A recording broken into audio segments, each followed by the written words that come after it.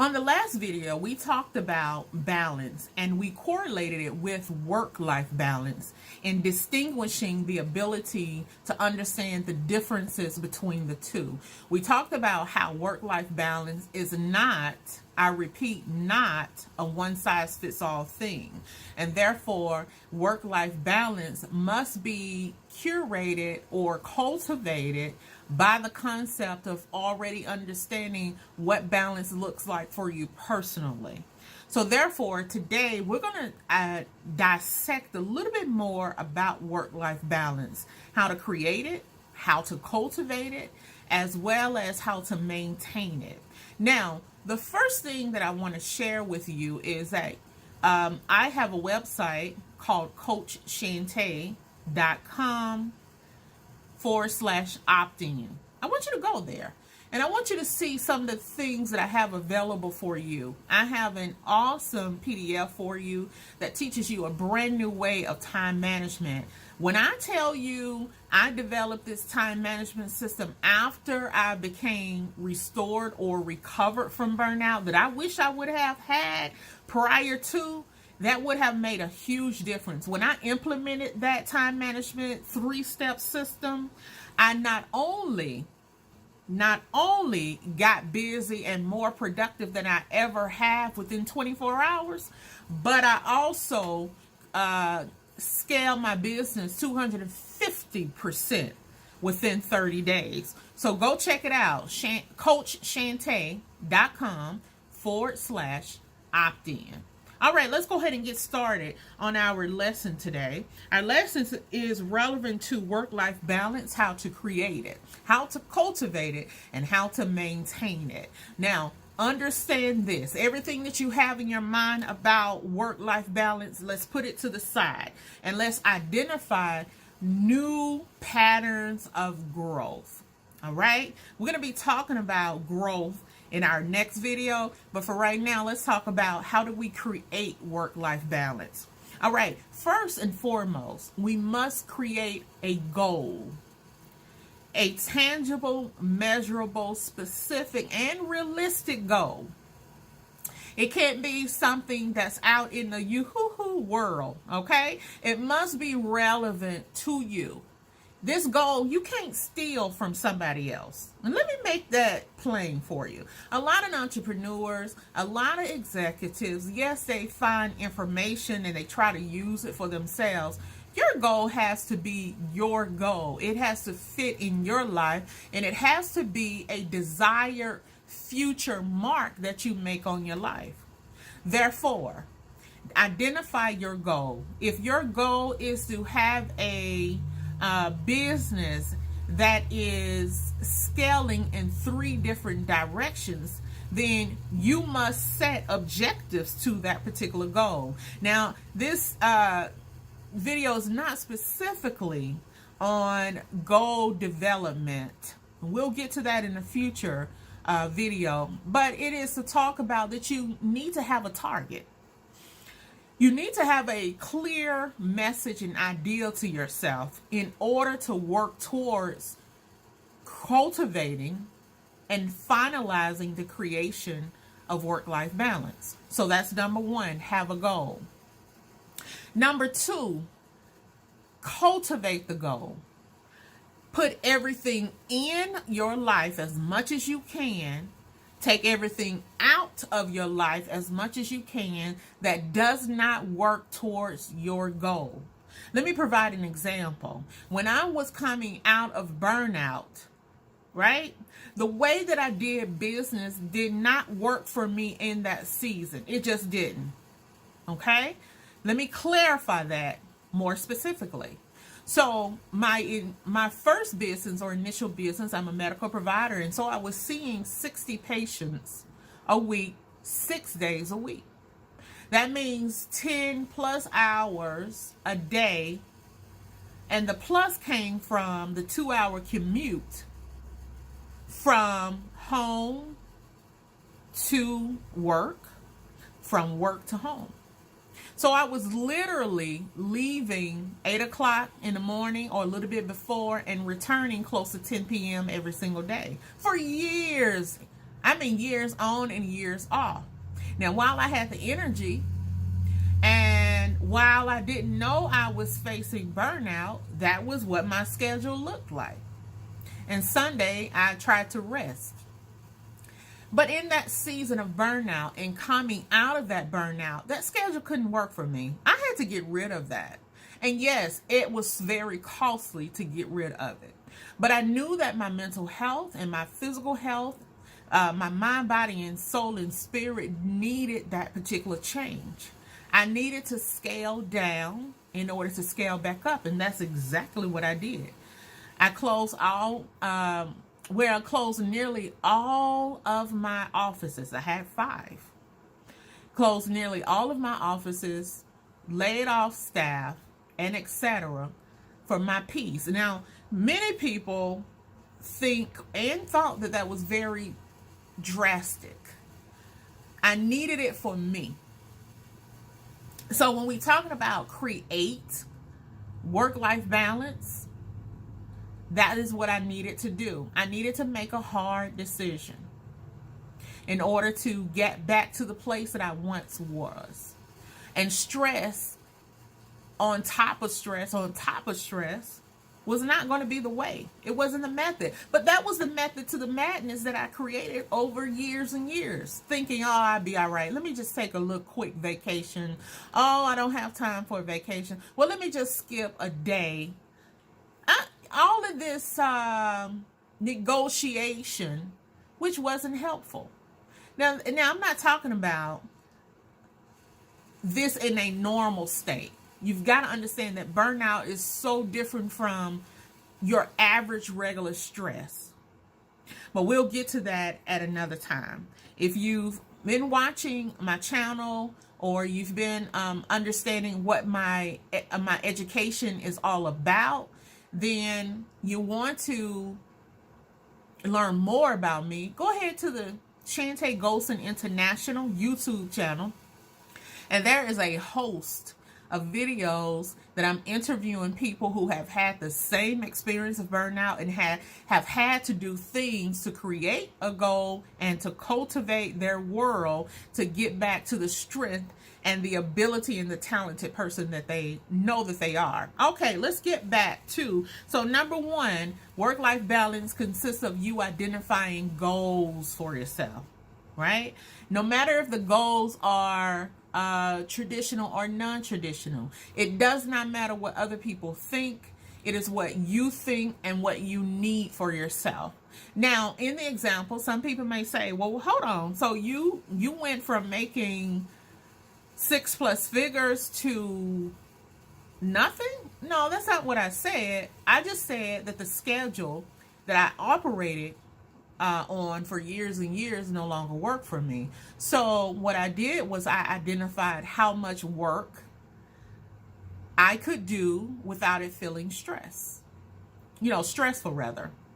And that became the cornerstone of building my life around that particular goal. Okay? All right, so then we cultivate. That means I'm continuing to take things off of my plate, off of my life, out of my business that just did not work. It did not fit towards my particular big goal, right? So you have something called a miniature goal, you have something called a big goal, and we'll talk about that sometime later in another video. But when we cultivate, we make sure that we get rid of everything that does not work. So for some people, that's going to be terribly difficult. For some people, it's going to be easy. If you find that it's going to be difficult for you, then do it in stages or phases. All right? You don't have to do it all at once like I did. But it was something that I needed for me. Okay? Now, the second portion of cultivation is bringing in the things that you do need. And that is evaluating not only what you need to create or foster a business that's necessary for you to thrive and be proud of and be fulfilled. It's relevant to the concept of identifying what you do need. So think about it. When you burn out, there are a lot of things that you let slip down the crack. not checking your numbers, not staying on top of your metrics, just doing things just to do it, that doesn't have any real concept of moving your business forward, barely looking at reports from your staff, barely managing your, just the list goes on and on. So with that being stated, identify what you do need. What do you need? Not only personally, but what does your business need? And you're going to start slowly bringing those in. How do you do that? Number one, if you know what you need, then you can plan to bring it back into the business. Whether that is to just get someone temporarily to help you bring those things, to clean up your systems, your organization, your policies, your staff, making sure that they are efficient and you are not continuing to keep people on board because of guilt. Sometimes we've got to get rid of people because they're not efficient. They're holding us back. And that's something that I had to do. That's something that I had to do long before I decided to minimize my business. Okay? Because people who are not efficient cannot help you to thrive nor scale. And a lot of times people feel guilty for letting people go.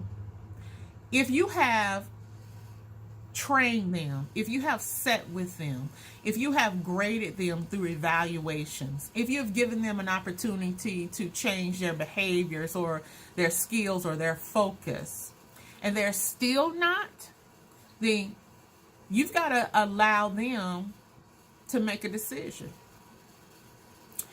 But also, you must make the decision if they don't self-select. All right. Now, let's move on. That was a little bit extra, but let's move on to maintaining. Once you put things in place, you're going to then, as you are shifting your mindset, go back into the other videos and talk about mindset. Go to my YouTube channel and listen to the video podcasts that I've had with multiple people about mindset. Once you shift your mindset, you get to a place that you feel all right, you can breathe, you can make effective decisions. Once you get back to yourself, or almost to yourself, because you don't jump from here to here. There are steps. And perhaps I'll make a video about that. But maintaining what you've cultivated is going to be important. So putting new policies in place, setting new goals for your own self. Let's break that down, because I think that is so important. And I don't want this video to be too long, so I'm going to try to shorten it. I'm going to say this, that you have to develop a morning routine. You have to develop a work routine. You have to develop an evening routine. Why? Morning routine helps you to start the day motivated, to emphasize productivity, and to carry out that productivity. Always keeping your goal in mind. All right? How does that look? Well, I start my morning routine actually in the evening or when I am about to leave my desk. Let's talk about that. Creating a morning routine in the evening simply means after my mind has rested a little while from work, I then can think clearly and think about all the things that I need to do for the next day. I write them down, literally. Now, I personally like to write down on paper or a post or a note. But I found this handy to-do list book. Really helpful. It has to-do list area, notes, and then I can use this as comments or whatever I need to. Sometimes I write mine on a cue card. I have moved away from using sticky notes. Why? Because sticky notes just pile up and pile up and pile up. They just don't work for me in this particular season of my life or my business. While they are used to capture an idea or write down something quickly, they can pile up. Therefore, when I make my evening routine, when I make my morning routine in the evening, what I'm doing is identifying all the tasks that I need to do the next day. And I break it down so far that I don't have to guess on what I have to do. It is clear, it is clean, and it is sometimes time sensitive, meaning I put the time. Now, if you have not learned my 3-step time management strategy that turned my business around 250% in 3 days and helped me to get organized with my productivity within 24 hours, and you want to go to CoachChantay.com/opt-in to get that particular information. When I tell you it's a meaty information and it turned my life around, in which I should have created prior to burnout, but it came out of burnout. So I really know what's needed to keep yourself out of burnout and to come out of burnout. All right, so maintaining. So in the morning, I have a mission. I have a purpose, if you will. A purpose is any identified aspect that you find yourself to be able to give yourself ultimately, whether that's serving or having a bullseye focus on something. So I wake up knowing what I'm doing. I don't have to guess, because guessing takes away my energy. Have you ever thought about why the Facebook creator, Stephen Jobs, and all those people wear the same clothes? Now, I'm not saying wear the same clothes, but the idea behind it is to keep as much energy as possible. So our executive brain, the more that our executive brain does not have to hold on to, the more it gives you the energy to be able to work efficiently and productively. And maybe I'll do a video on the executive brain later on. So let's get back to maintaining it. In order to maintain, you must prepare. And I prepare either in the evening time or I prepare right after my work time. So 20 minutes, I'll say, before you close shop. Write down what you have left to do or what you need to start on the day before. Write them all down. Don't worry about the order. Don't worry about the importance. Just write them all down. And write them so clearly defined that you don't have to guess when you come back to the office or, go to your home office. You can see, I'm starting here. I don't have to think about, how do I do that? When am I going to do? You're going to be very specific. So head over to www.coachchantay.com/opt-in and get that 3-step time management system so that you can start being efficient with your time. When I tell you that it prevented me from losing my energy. It prevented me from wasting time. It prevented me from making costly decisions. I knew what I was doing. I was motivated to do it. Every time I did something on my list, I was excited. I was motivated. And I'm not even making up anything here. I'm a straight up real person. If you know me personally, you can attest to that. So it keeps me focused. I know what I'm doing. I'm motivated. And I even, most days, finish my tasks earlier than expected. So go ahead and grab that. Coach Chantay, CHANTAY.com/opt-in. Okay, so we talked about work-life balance and understanding first that the balance starts personally before it moves over to work by creating a goal, cultivating your day and your life by getting rid of things that are not necessary and bringing on things that are necessary, and maintaining, right, that cultivation of the things that you've brought into your life that will help you to scale or to do well in your department, thus maintaining it. All right, we'll see you on the next video. Make sure you like, subscribe, whatever venue you are on. Head over to the YouTube channel, Chantay Golson International. We'll talk with you later.